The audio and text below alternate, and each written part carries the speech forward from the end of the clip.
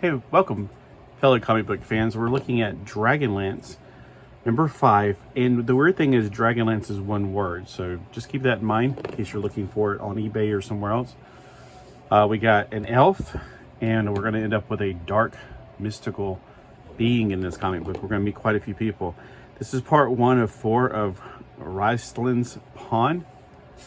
The actual title for the number, by the way, this is number 5 of the comic, February 1989. For the actual title of the chapter, it's called Night Flight.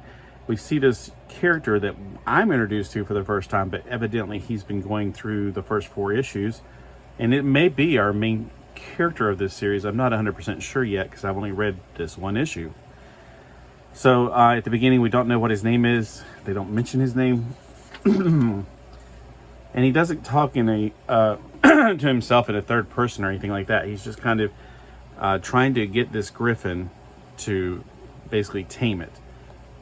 And he does talk a bit on here to the griffin, who I don't think understands English, but who knows. This is also interesting that they are afraid of dragons at first, but then they realize they're the silver dragons, which are like paladins and good forces. By paladin, there are silver dragons, dragons of good. So they take off to follow them. Now, what's weird is I always thought griffins were much, much slower than dragons, at least normally. But these are kind of fattened up looking dragons, so maybe not.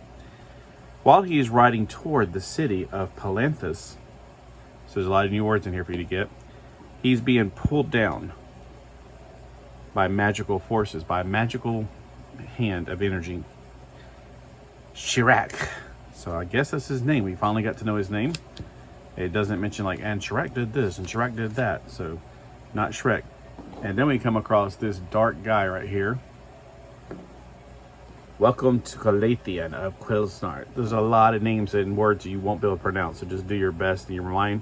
Sometimes I just go Quill and Calthin. You know, just have to shorten it. He knows him as the son of a dark elf. While he's there, he's conjuring up a spell. It rises these 2 demons that looks something like a demon.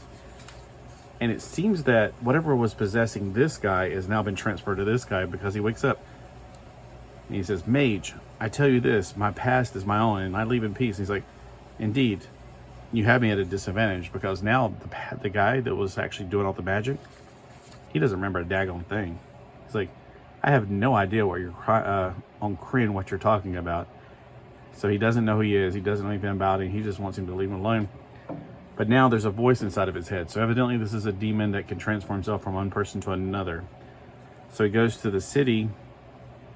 Follow, follow, follow. He's telling him where to go. He's kind of telling him what to do at this point. I don't think he's got a full possession. He's just basically telling him which direction to go at this point. It's that we meet quite a few more new characters, at least new to me.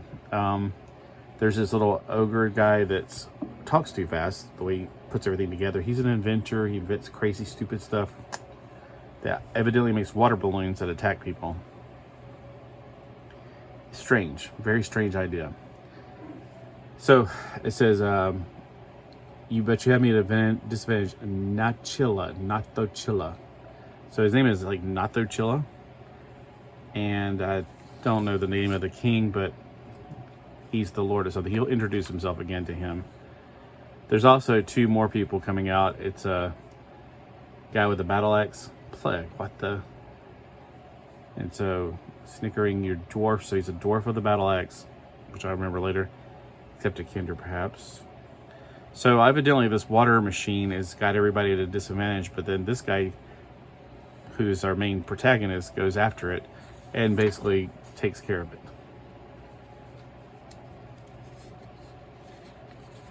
All right, so they invite him to the thing. It says his name is Amathus. It sounds like somebody who's Amathus, among us. Lord of Palanthas. So he is inviting him to a dinner. And after much gorging, an hour later, of course, he's going to go. So Kalathan, Loranen. So I guess maybe that name earlier was wrong, because this is now a name that she says is Kalathan. and Lauren in. This is why every time I read one of these comic books, I wish they came with 3x5 cards or And this is maybe what I'm going to have to start doing, is making little index cards for series that I continue to read, because I want to know who these characters are. There's too many new characters here for me personally to absorb them all. There's at least, I count at least a half a dozen characters I've met in this issue. I'm not saying it's a bad issue. I'm just saying, like, I feel a little bit overwhelmed by it. And as you can tell, you're probably feeling overwhelmed as well.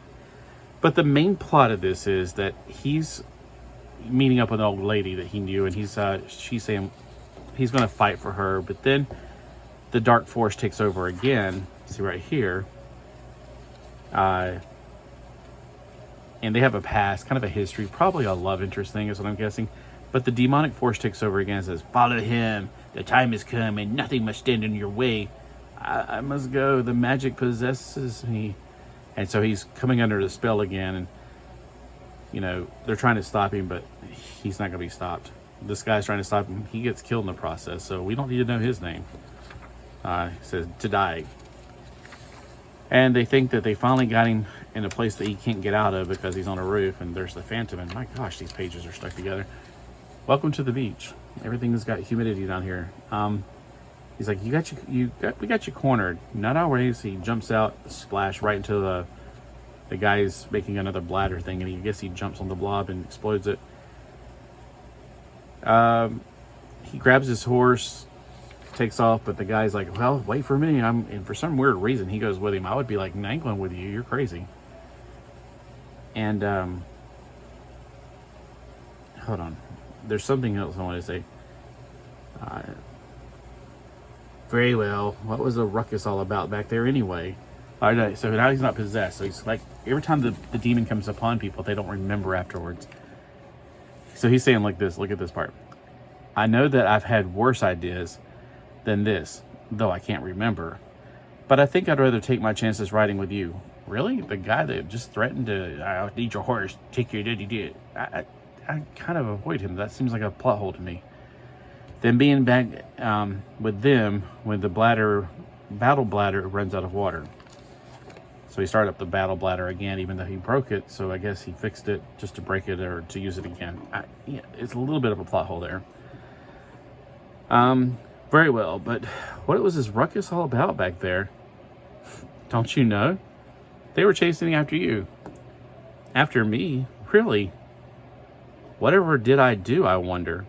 So he's become possessed in this issue, and the force that's controlling him, he doesn't know what's happening. So I'm thinking, since he's got a past of being the child of somebody that's a dark elf who got involved with dark magic, his name's been tarnished because of his dad.